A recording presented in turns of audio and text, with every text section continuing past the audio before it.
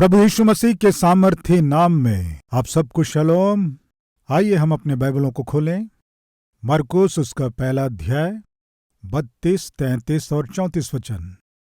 इन तीनों वचनों को हम पढ़ेंगे। संध्या के समय जब सूर्य डूब गया तो लोग सब बीमारों को और उन्हें जिनमें दुष्ट आत्माएं थी उसके पास लाए, और सारा नगर द्वार पर इकट्ठा हुआ। उसने बहुतों को जो नाना प्रकार की बीमारियों से दुखी थे चंगा किया, बहुत सी दुष्ट आत्माओं को निकाला और दुष्ट आत्माओं को बोलने न दिया, क्योंकि वे उसे पहचानती थी। राइट। प्रिय प्रभु यीशु मसीह कफरनहूम नाम के प्रांत में जब आए और जब वे सुसमाचार सुना रहे थे, वे परमेश्वर के पुत्र हैं, साक्षात परमेश्वर हैं, ये विश्वास करने वाले लोग यीशु मसीह के पास अपनी अपनी समस्याओं के साथ आए। प्रभु जिस सुसमाचार को सुना रहे थे उस पर जिन्होंने विश्वास किया और जो प्रभु के सामर्थ्य को जान गए थे, वे यीशु के पीछे हो लिए हम देखते हैं। कफरनहूम नाम के प्रांत में जब पतरस की सास ज्वर से पीड़ित थी, पतरस की सास को यीशु मसीह ने चंगा किया। 29वां वचन। वह तुरंत आराधनालय में से निकलकर याकूब और यूहन्ना के साथ शमौन और अंद्रियास के घर आया।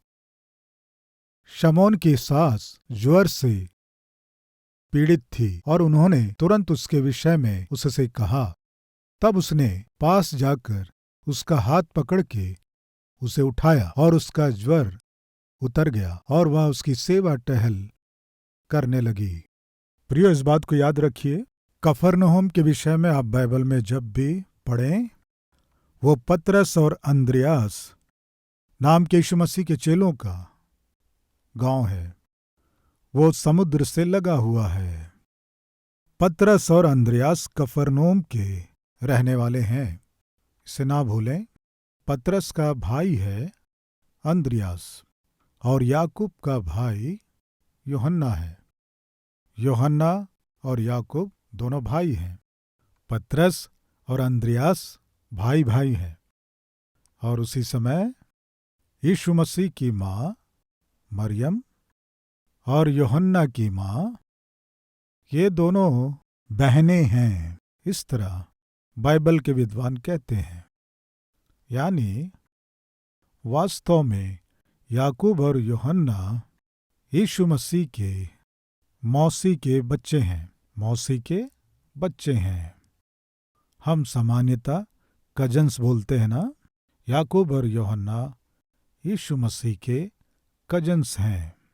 यीशु मसीह कफरनहूम में पतरस की सास को चंगा करने के बाद ये समाचार उस सारे क्षेत्र में फैल गया। यीशु मसीह चंगा करने का अधिकार रखने वाला परमेश्वर है और चंगा कर सकता है। बहुत से लोगों के द्वारा फैल गया। संध्या काल के समय उस प्रांत में रहने वाले जो बीमारी से परेशान है सबको, और जो दुष्ट आत्मा से ग्रसित थे उन सबको किसके पास लाए? यीशु मसीह के पास लेकर आए। यीशु मसीह के पास लाए गए सारे बीमारों को और परेशान लोगों को यीशु मसीह चंगा किया। जिनमें दुष्ट आत्माएं थीं उन्हें निकाला। प्रिय भाइयों और बहनों, कृपया ध्यान दीजिए, बीमारी परमेश्वर ने मनुष्य को नहीं दिया। फिर बीमारी कहां से आ गई? मनुष्य के किए गए पापों के कारण मनुष्य के जीवन में बीमारियां आ गईं। और उसी समय हम जो भोजन खाते हैं और जो पानी पीते हैं उनके द्वारा और दूसरे द्रव्यों के द्वारा, या पानी हो सकता है, कुछ लोग बेचारे पानी जैसे ही शराब पीते हैं, बियर पीते हैं, विस्की पीते हैं, ताड़ी पीते हैं। आप जो खाते हैं और आप जो पीते हैं, खाने वाले भोजन के द्वारा या पीने वाले पदार्थों के द्वारा आपका स्वास्थ्य प्रभावित होता है। सो बीमारियों का एक सामान्य सा कारण मनुष्य की असावधानी है। स्वास्थ्य के प्रति सावधान ना रहना और गंदी चीजों को पीना, गंदी चीजों को खाना और जो स्वास्थ्य के लिए हानिकारक है उन्हें खाने पीने की कोशिश करने से मनुष्य के जीवन में बीमारियां आती हैं। और उसी समय आपके बीमारियों का कारण पाप हो सकता है, सावधानी ना रखना हो सकता है, या फिर सही सावधानी आप ना लें ये भी हो सकता है। और जिन्हें नहीं खाना चाहिए यदि आप उन्हें खाते हैं तो ये भी कारण हो सकता है। चाहे कुछ भी हो आपके जीवन में जो बीमारी है उसे चंगा करने वाला हमारा प्रभु यीशु मसीह है। इस तरह उस दिन वहां जितने लोग आए थे उनकी सारी बीमारियों को चंगा किया। कल की पूरी रात अद्भुत सेवकाई हुई, अद्भुत सेवा की गई। प्रभु आश्चर्य कार्यों को किया। वो मीटिंग कब तक चलती रही और कितने समय तक प्रभु प्रार्थना करता रहा और चंगा किया, दुष्ट आत्मा को निकाला, एग्जैक्ट टाइम पता नहीं है, लेकिन निश्चय बहुत समय लगा होगा। प्रियो, जब मैं मीटिंग में जाता हूँ, मीटिंग खत्म होने के बाद अगर समय रहता है तो एक एक जन के लिए प्रार्थना करने की कोशिश करता हूँ। और जब इस तरह प्रार्थना करना प्रारंभ करता हूं तो कई बार 12 बज जाता, 12:30 और 1 भी बज जाता है। फिर यीशु को कितना समय लगा नहीं पता। फिर उसके बाद यीशु ने क्या किया? 35वां वचन, ये जो हम सबको सीखना है बहुमूल्य पाठ है। कल संध्या काल और रात में महान सेवकाई हुई। इस तरह महान सेवकाई करने के बाद यीशु क्या किया? भोर को दिन निकलने से पहले ही वह उठकर निकला। कल की संध्या बहुत बड़ी मीटिंग हुई।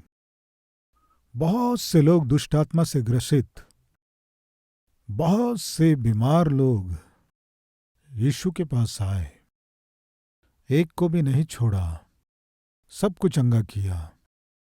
इसलिए कल की संध्या एक बड़ी सेवकाई, परिश्रम से भरी सेवकाई, प्रार्थना से भरी हुई सेवा प्रभु करके थक गया होगा। लेकिन सुबह बड़ी भोर को ही उठ गया। ये क्या है जी? यीशु मसीह का थकना क्या है? यस, यीशु मसीह पूरी रीति से मनुष्य थे। प्रभु को भी भूख लगी। जब यीशु क्रूस पर लटके थे क्या बोले बताइए? प्यासा हूं बोले। उन्हें भी प्यास लगी, उन्हें भूख लगी। प्रभु भी थक कर नाव के भीतरी भाग में जाकर क्या किए? विश्राम किए। वे संपूर्ण मनुष्य के रूप में इस धरती में हमारे लिए आए, जीवन व्यतीत किए, इसीलिए वे थके। उन्हें भी विश्राम चाहिए, उनको भी आराम करना है। पॉइंट क्या है कि भोर को दिन निकलने से पहले ही यीशु उठ गए। भोर को ही उठ जाना ये प्रभु के आशीषों को पाने वाले लोगों में दिखाई देने वाला स्वभाव है। आप में कोई है क्या ये सोचने वाले, प्रभु मुझे आशीष देना है, मेरे घर को बनाना है, मेरे व्यापार को आशीषित करना है, मेरे काम और सेवकाई को प्रभु आशीष देना है? इस तरह चाहने वाले कोई है तो एक बार हाथ दिखाएंगे। राइट। तो फिर सुनिए, यदि प्रभु आपको सच में आशीष देना है तो आप जो काम करते हैं उसमें, आप जो सेवा करते हैं उसमें, आप जो कोशिश करते हैं उनमें विजय पाना चाहते हैं तो भोर को ही उठ जाने का आदत बनाना है। फिर से बता रहा हूं, आलसियों को परमेश्वर ने आशीष दिया हो ऐसे पूरे विश्व के इतिहास में हमने कभी भी नहीं देखा। आप में आलसीपन है तो आप अपने ही हाथों से परमेश्वर के आशीषों को खो देंगे। यहोशू की पुस्तक 8वां अध्याय 10वां वचन। यहोशू सबेरे उठा और लोगों की गिनती लेकर कब उठा बताइए? विजय पाना चाहते हैं क्या? निश्चय भोर को उठना है। जब विजय पाना चाहते हैं तो 8 बजे उठना, 9 बजे उठना, ये सही नहीं है। आप विजय को अपने ही हाथों से गंवाएंगे। प्रिय भाइयों बहनों, परमेश्वर ने जब यहोशू को उस दिन कहा, मैं तुझे विजय दूंगा, यहोशू का पहला काम क्या था जानते हैं? सवेरे ही उठ गया। मूसा को परमेश्वर ने बुलाया, मूसा, इजरायली लोग जो गुलामी में हैं उन्हें फिरौन के हाथों से छुड़ाऊंगा, फिरौन की गर्दन झुकाऊंगा, मेरी सामर्थ क्या है उसे मैं दिखाऊंगा। मूसा, तुम फिरौन के पास जाओ। कहा, कहाँ जाने को कहा? फिरौन के पास जाकर मैंने जो कहा है उसे कहो। किसी के पास भी जाकर कहा जा सकता है, लेकिन देश पर शासन करने वाले फिरौन के सामने जाकर कह पाना संभव नहीं है। निर्गमन की पुस्तक क्या किया देखेंगे, आइए 8वां अध्याय 17वें वचन से। और उन्होंने वैसा ही किया, अर्थात हारून ने लाठी को ले हाथ बढ़ाकर भूमि की धूल पर मारा, तब मनुष्य और पशु दोनों पर कुटकियां हो गईं, वरन सारे मिस्र देश में भूमि की धूल कुटकियां बन गई। तब जादूगरों ने चाहा कि अपने तंत्र मंत्रों के बल से हम भी कुटकियां ले आएं, परंतु यह उनसे ना हो सका। इस प्रकार मनुष्यों और पशुओं दोनों पर कुटकियां बनी ही रहीं। तब जादूगरों ने फिरौन से कहा, यह तो परमेश्वर के हाथ का काम है। तो भी यहोवा के कहने के अनुसार फिरौन का मन कठोर होता गया और उसने मूसा और हारून की बात न मानी। फिर यहोवा ने मूसा से कहा, सवेरे उठकर। मूसा को कब उठने को कह रहा है? कब उठने को कह रहा है? हमें कब उठने को कह रहा है? आज हमारे बीच कोई है क्या देर से उठने वाले? 6 बजने पर भी नहीं उठते, 7 बजने पर भी नहीं उठते, और ऊपर से अलार्म भी रखते हैं। क्यों जानते हैं? सुबह हो चुकी है, इन्हें सामान्य रूप से मालूम नहीं चल पाता है। कृपया ध्यान दीजिए, मुर्गे को मालूम चल जाता है, पक्षियों को मालूम चल जाता है, घर में रहने वाले कुत्ते को भी मालूम चल जाता है। वो क्या है बताइए? सुबह हो चुकी है। छोटे छोटे पक्षियों को भी मालूम चल जाता है सवेरा हो चुका है। कुछ आलसी लोग होते हैं, उन्हें मालूम नहीं चलता सुबह हो गई है, नहीं मालूम, समय 6 बज गया, 8 बज गया, नहीं मालूम चलता है क्या कोई ऐसे लोग हमारे बीच? वो उन्नति नहीं करेंगे। आप अपने जीवन में विजय नहीं पा सकेंगे, उन्नति नहीं कर पाएंगे, स्वयं के लिए दूसरों के लिए उपयोगी नहीं हो पाएंगे। आपको क्या समझ में आ रहा है?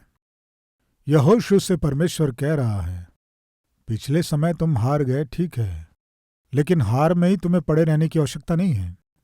उठ, आगे बढ़।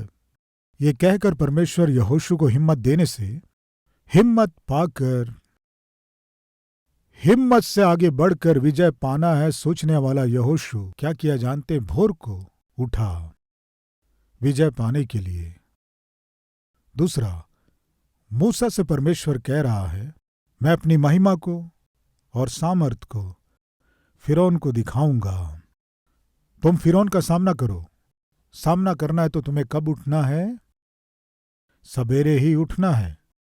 मूसा, तुम मेरी महिमा को देखना चाहते हो तो फिर तुम्हें भोर को ही उठना है। आज कोई है क्या हमारे बीच?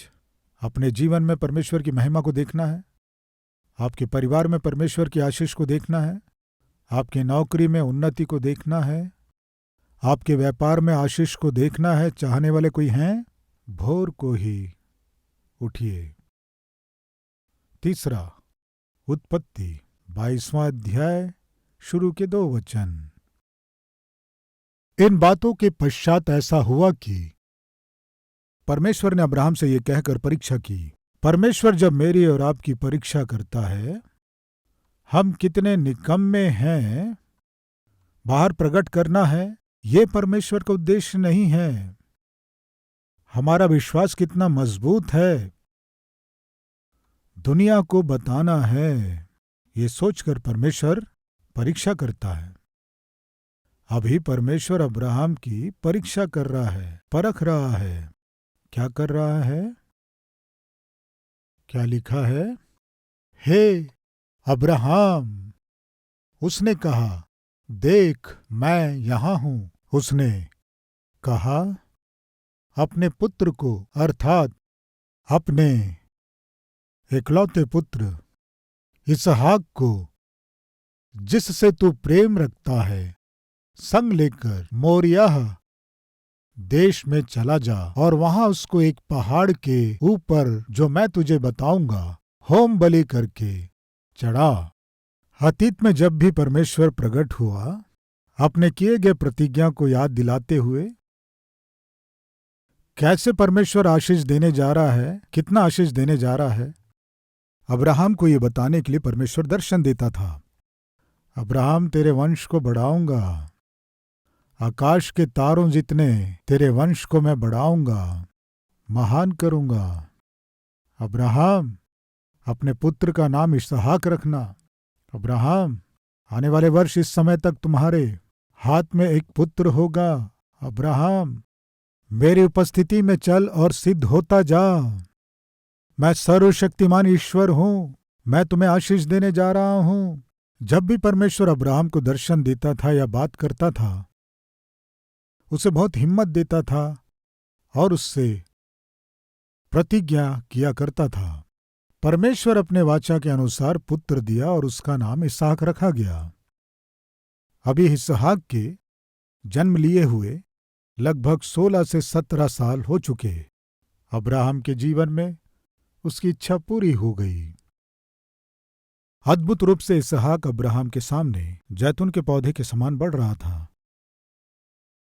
उसकी आशा इसहाक पर थी, उसका सारा मन इसहाक पर था। एकलौता पुत्र था, बहुत खुश था, संपत्ति की कमी नहीं थी, धन दौलत की कमी नहीं थी, सब कुछ था।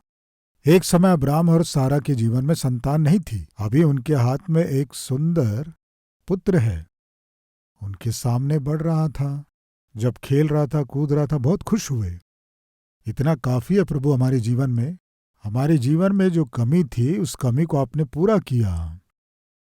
हमारे आंसुओं को तूने पोंछा, हमारे अपमान को तू दूर किया, अद्भुत प्रतिज्ञा के पुत्र को दिया।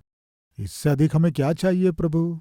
इस तरह आनंद और उल्लास के साथ जब वो जी रहे थे, अचानक प्रभु एक दिन दर्शन देकर कहा, अब्राहम।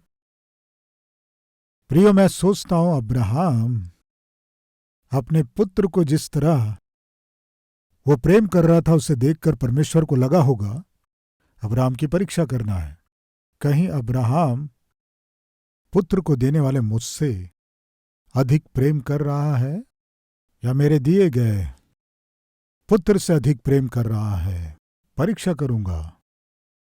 प्रिय भाइयों और बहनों, जब हम प्रार्थना करते हैं, हमारी आवश्यकताओं को प्रभु से मांगते हैं, पूरा कीजिए कहते हैं, परमेश्वर के दिए गए वरदान से हमें प्रेम करना है या वरदान देने वाले परमेश्वर से हमें प्रेम करना है? बताइए। जिस परमेश्वर ने हमें जीवन दिया उससे प्रेम करना है या हमारे जीवन से हमें प्रेम करना है? बताइए। हम अपने आप से बहुत प्रेम करते हैं, हम अपने आप को बहुत चाहते हैं, लेकिन हमें जिसने एक जीवन दिया है, जिसने जीने का एक अवसर दिया है, उस परमेश्वर से अधिक प्रेम करना है या उसके दिए गए जीवन से अधिक प्रेम करना है? हम सामान्यतः अपने आप से ही अधिक प्रेम करते हैं। परमेश्वर से अधिक हम अपने आप से प्रेम करते हैं। ये सत्य हमें मानना है, लेकिन ये भला नहीं है। जिसे भी हम परमेश्वर से अधिक प्रेम करेंगे, किसी भी चीज को अधिक प्रेम करेंगे, तो वो हमारे जीवन में दुख लेकर आएगा। समझ में आ रहा है? परमेश्वर से अधिक आप जिसे भी प्रेम करेंगे, वो एक दिन आपके जीवन में दुख लाएगा। कुछ लोग अपनी खूबसूरती से प्रेम करते हैं, बार बार जाकर दर्पण में अपने आप को देखते हैं, अपनी सुंदरता को देखकर अंदर ही अंदर बहुत खुश होते रहते हैं। लेकिन उस सुंदरता को आपको किसने दिया है? आपके रंग को किसने दिया? परमेश्वर ने ना। जब आप अपने आप को दर्पण में देखते हैं, प्रिय भाई और बहनों, कृपया अपने आप को जब दर्पण में देखते हैं, आप खुश मत होइए। आपको जो ये सुंदरता दिया है, उस परमेश्वर की महिमा कीजिए, परमेश्वर की बड़ाई कीजिए। प्रियो, कई बार मेरे पास सुंदर लड़के आते हैं और सुंदर लड़कियां आती हैं, आकर पास्टर जी मेरा जीवन नाश हो गया, मेरा जीवन पूरी तरह बर्बाद हो गया। क्या हुआ बहन? मेरी सुंदरता को आधार बनाकर मैं बहुत घमंड की, मुझ में कोई कमी नहीं है, मैं कुछ भी कर सकती हूँ। ये सोचकर मैं अपने सुंदरता के कारण बहुत घमंड करता था, बहुत घमंड करती थी। वो सुंदरता ही मेरे जीवन को मुझे नाश कर दिया पास्टर जी। यस, फिर से कह रहा हूँ, आज आप जिसे अधिक प्रेम कर रहे हैं, अपनी सुंदरता को अधिक प्रेम कर रहे हैं क्या? वो किसी दिन आपके जीवन में दुख लाएगा। आप अपने बेटे या बेटी को परमेश्वर से अधिक प्रेम कर रहे हैं क्या? वे निश्चय आपके जीवन में दुख को लेकर आएंगे। आप अपने नौकरी को परमेश्वर से अधिक प्रेम कर रहे हैं क्या? वो नौकरी निश्चय एक दिन आपके जीवन में मानसिक तनाव को लाएगा। आप परमेश्वर से अधिक किसे प्रेम कर रहे हैं मैं नहीं जानता, लेकिन प्रिय भाइयों और बहनों, परमेश्वर से अधिक आप जिससे भी प्रेम करेंगे, वो आपके जीवन में ना मिटने वाले दुख को लेकर आएगा। इसे आप ना भूलें।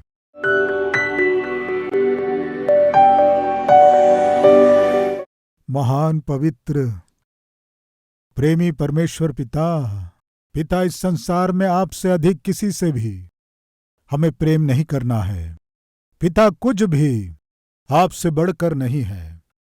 पिता, भोर कोई उठकर पिता यहोशू के समान विजय पाने के लिए, मूसा के समान तेरी महिमा को देखने के लिए, अब्राहम के समान हम आपसे कितना प्रेम कर रहे हैं ये साबित करने के लिए, यीशु के समान हमारे दिन को आपके साथ प्रारंभ करने के लिए हमारी सहायता कीजिए पिता। ऐसा मन हमें दीजिए, हर एक दिन को आपसे प्रारंभ करना है, हर दिन को आपसे समाप्त करना है, बीच में हर एक विषय में आपके अनुग्रहित करने वाले विजय को हमें हासिल करना है। ऐसा अनुग्रह हम पर कीजिए पिता। और वैसे ही पिता, हम और भी अधिक पवित्र और आत्मिक आपके ग्रहण योग्य आपकी इच्छा के अनुसार हम जी सके सहायता कीजिए। आपके विरोध में किया जाने वाला काम, विचार या दृष्टि हम में होने की अनुमति नहीं है। पवित्र जीवन हम सब जी सके सहायता कीजिए। यीशु के नाम से मांगते हैं पिता, आमीन। प्रिय, अब से आप अपने जीवन से प्रभु को दिखा सके ऐसे आत्मिक व्यक्ति के रूप में आप बढ़ सकें, मन से चाहता हूं। इस संदेश के द्वारा आपने आशीष पाया है तो लाइक कीजिए और बहुतों को शेयर कीजिए, और उतना ही नहीं, एक कमेंट कीजिए, उसे मैं पढ़ूंगा, प्रभु की महिमा करूंगा। फिर मिलेंगे, तब तक के लिए शलोम।